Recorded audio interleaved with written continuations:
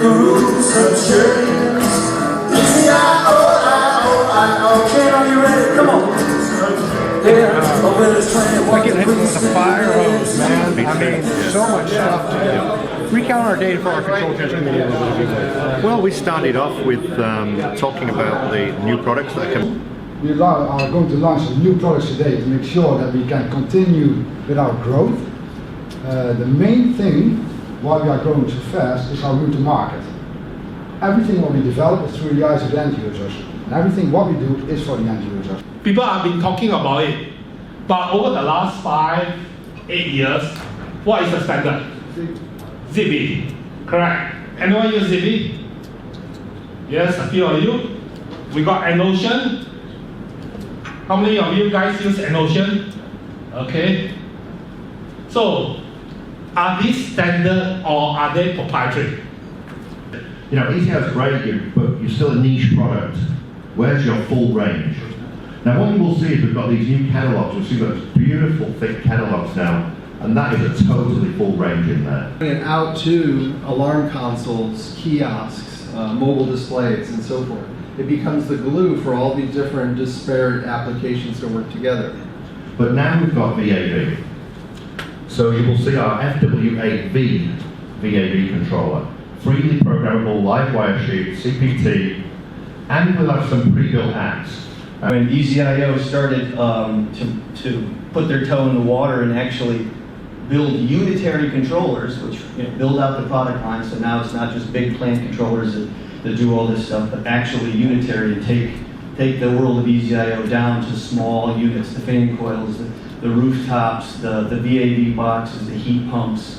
And it really is a fairy tale. 17, FW, FS. We talk more on a marketing, product features type of approach. Free tools. EasyIO does not charge for tools. We do not charge for license. We don't have any licenses. We do at the EasyStack level, but at all the FG, FW series there are no licenses.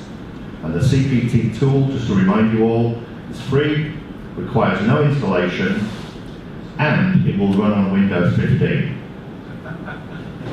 And I don't even know what Windows 15 is.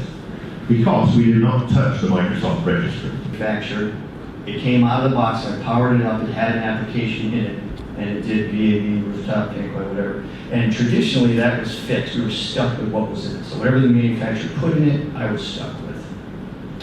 But application specific does have its benefits. One, I don't need to flash it. If I pull it out of the box and I need to get the system online or sell it as an over-the-counter product to a guy if he wants to go replace that pneumatic box.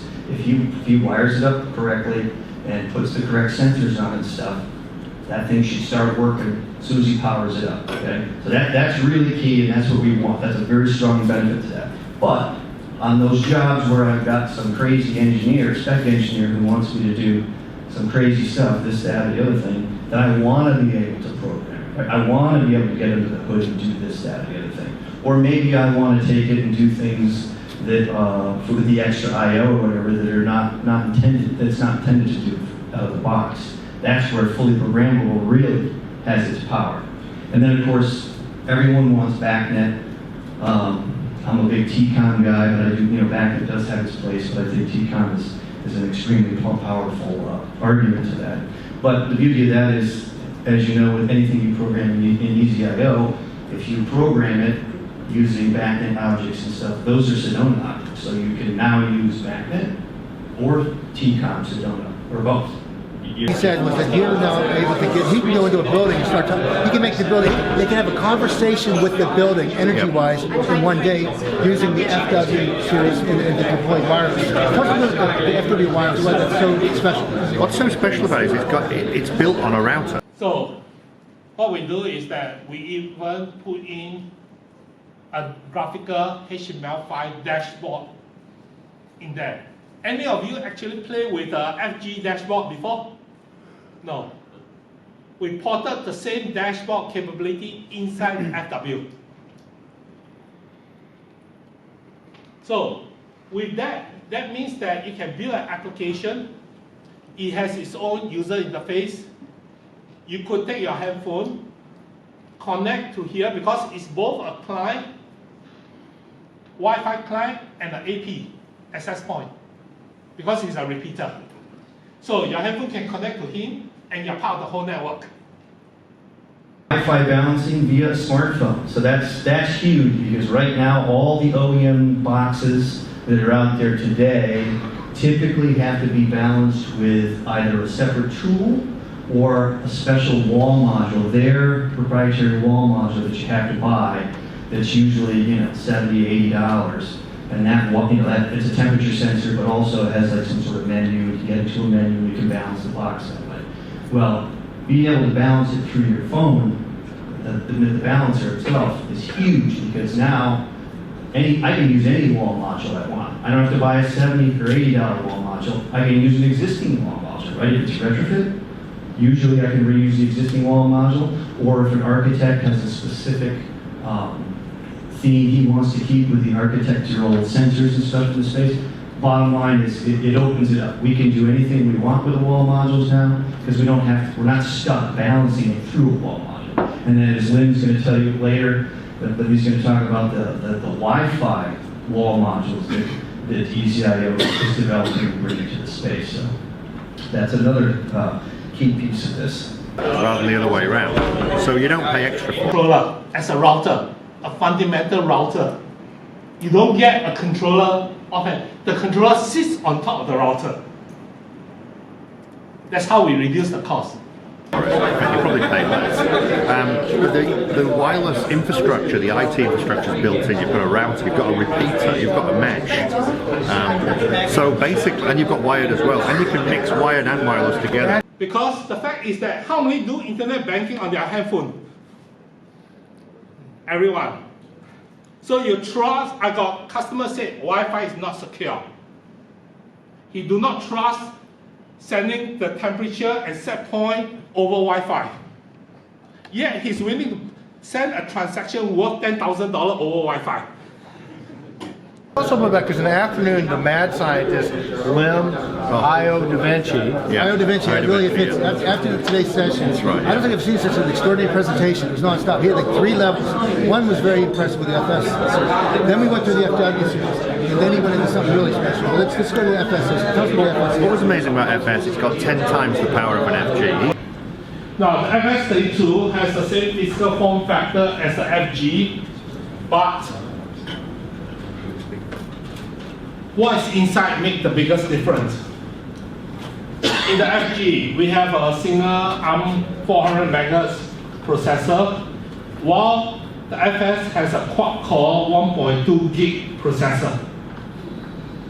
That's a big jump, right? Now, instead of 64 meg of RAM, we got 512 meg of RAM. So instead of 128 meg of flash, we've got 8 gig of flash built in. So, other than that, the physical form factor, I/O mix, everything is the same. He showed us graphics in 1.5 seconds, HTML5 graphics. He showed us the database in less than a quarter of a second. Select a page like this. How long does it take? 1.2 seconds. What was FG take to load? Almost 4 times. Take 4 times longer to load the same page. On the FS, we could do it that fast. And we try to push it. We try to allocate more processing time to Sedona, to other things. FS still load that fast. Why? What we do is that we try to organize the 4 processing core. That one core runs Sedona, one core runs the web server, one core runs the SQL database, one core runs Linux. So that any place that we load, push it to the limit, it don't affect the other subsystem. Look at the speed it loads the database. Database manager, we pull out history, 0.008 seconds. Data mining, quad-core 1.2 gig, 8 gig of RAM, I mean just phenomenal. But most importantly, he showed us VPN. it showed us VPN client and server built in. He did a secure connection and then tried to get in from somewhere else and couldn't. So VPN built in at the controller level. So now, and he then showed us performance-based analytics, where we can write rules in the FS. We've got the power to crunch the numbers of the database. Process is So fast. So you've got analytics and all protected under VPN at the edge. with Tony Hughes. If you're on LinkedIn, man, he is a LinkedIn rock star. He works for EasyIO. You've been in the controls industry for a little while. 50 years. Only 50 years, okay. All right. Well, what was your take on day 2 here at EasyIO? Day 2. You missed day 1? I missed day 1. Yes. There you go. There you go. Like I say, he's a LinkedIn rock star. That means they don't show up to the second day, like all great rock. What do you think of today? Absolutely brilliant. Absolutely brilliant. Yes, I wouldn't miss it for the world.